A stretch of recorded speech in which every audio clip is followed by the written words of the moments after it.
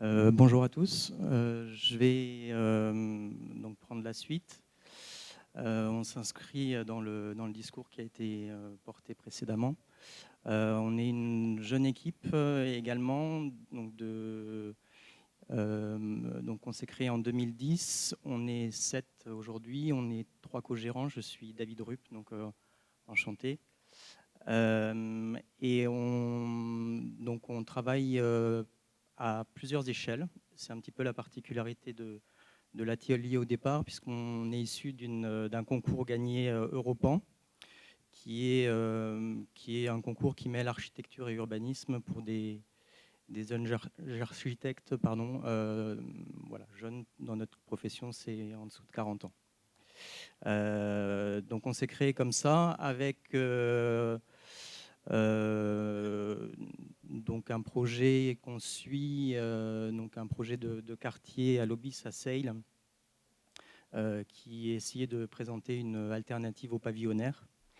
Et de fil en aiguille, on a été amené à travailler sur des équipements de type groupe scolaire, crèche et autres.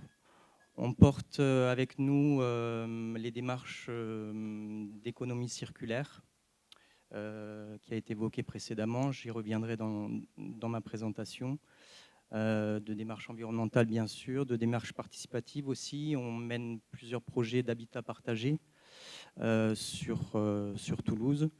Et on a cette envie de travailler toujours avec les acteurs. Et enfin, on a une implication qui est aussi pédagogique. On arrive à un âge où on a envie de transmettre.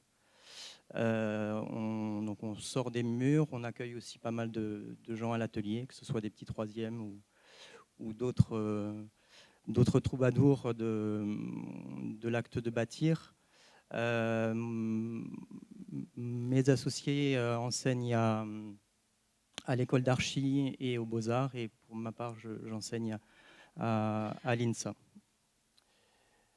Pour le projet en particulier, alors je tiens tout de suite à préciser qu'il n'est pas BDO or.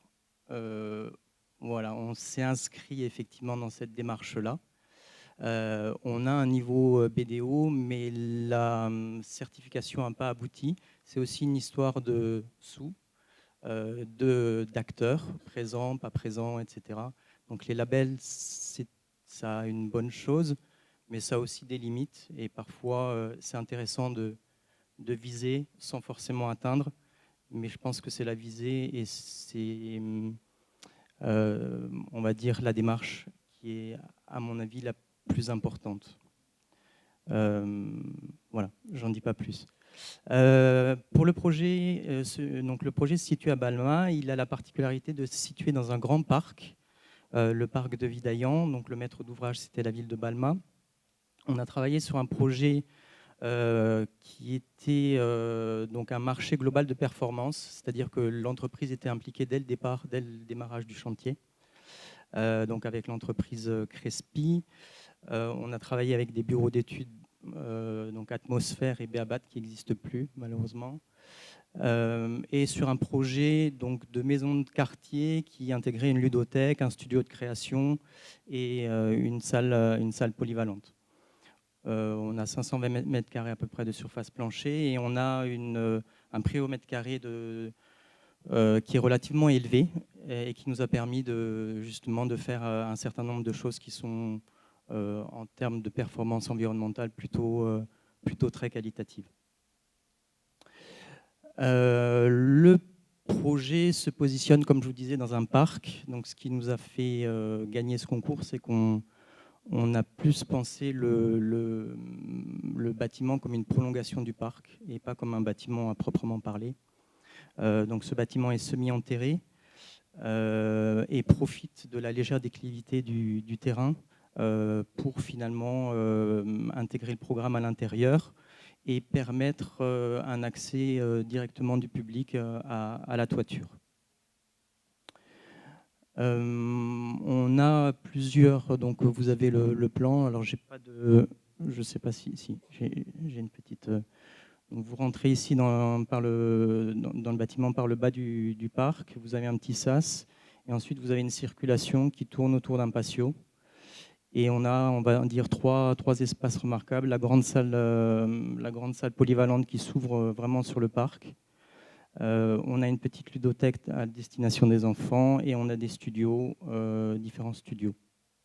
Donc ça, c'est pour l'organisation des espaces en tant que tels. Et donc dès le départ, il y a cette idée de pouvoir, depuis le parc, en fait, se servir de la terrasse. Le projet ressemble à ça. Donc le bambou est très présent, je vais en parler. On est en ossature bois, on a limité également le béton à tout ce qu'on pouvait. Et bien que la terrasse soit accessible et végétalisée, on est resté sur un support bois, alors mixte forcément pour pouvoir traiter aussi tout ce qui est étanchéité. Mais ça a été un des défis techniques aussi du projet.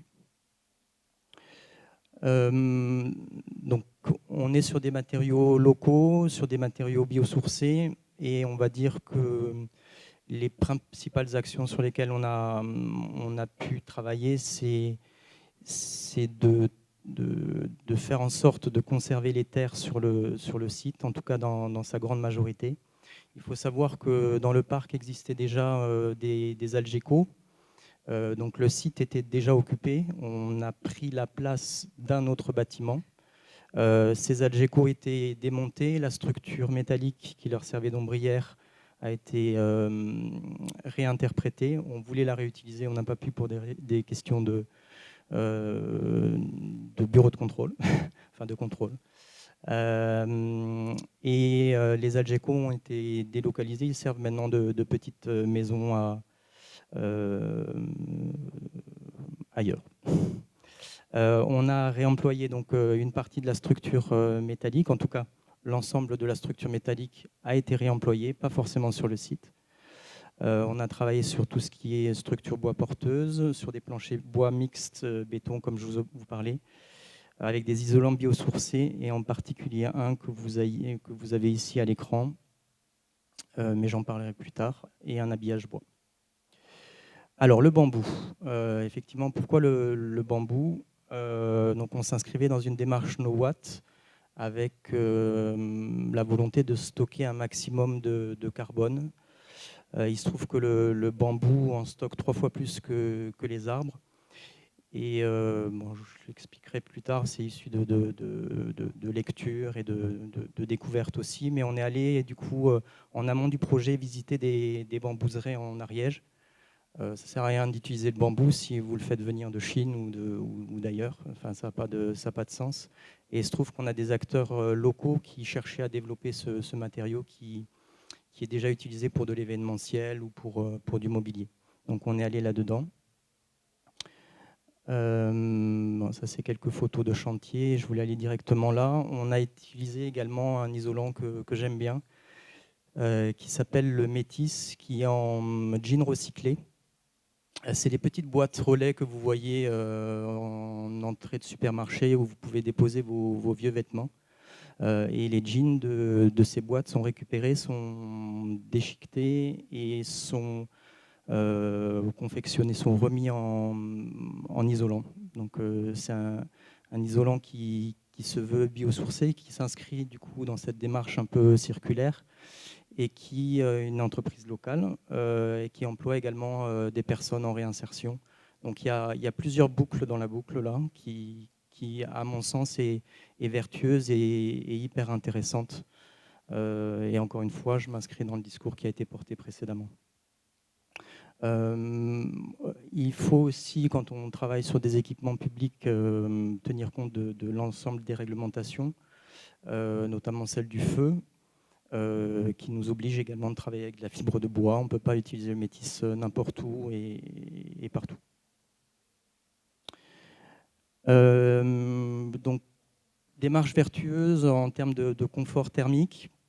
La dalle, finalement, qui est une dalle épaisse avec une toiture végétalisée, permet de ramener de l'inertie. Donc, inertie, mot qui vous a été expliqué précédemment. On rafraîchit les locaux également. On a une ombrière qui est support de panneaux photovoltaïques. On travaille sur le confort lumineux, sur le confort acoustique, avec ce type-là de panneaux notamment. La qualité de l'air et puis la gestion des eaux.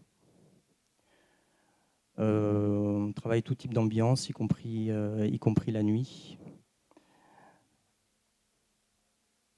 Et on a aussi une approche en coût global. Le coût global, c'est à la fois donc, de travailler avec le coût d'investissement du bâtiment, mais aussi d'imaginer ce que va coûter le bâtiment par la suite et comment va se comporter le bâtiment par la suite. En particulier, on avait sur ce projet-là une mission de commissionnement, donc un suivi des consommations énergétiques et un suivi du comportement du bâtiment 3 ans après, au-delà de sa réception, avec des pénalités fortes en cas de non-atteinte des résultats. Donc c'est un suivi aussi du bâtiment qui s'inscrit dans une démarche voilà, qui peut aussi participer à améliorer nos bâtiments.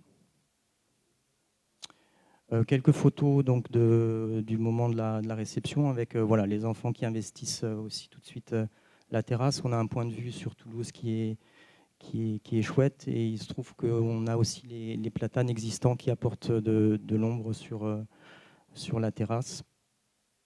Et voilà, pour finir, une des vues depuis le parc. Voilà, n'hésitez pas si vous avez des questions.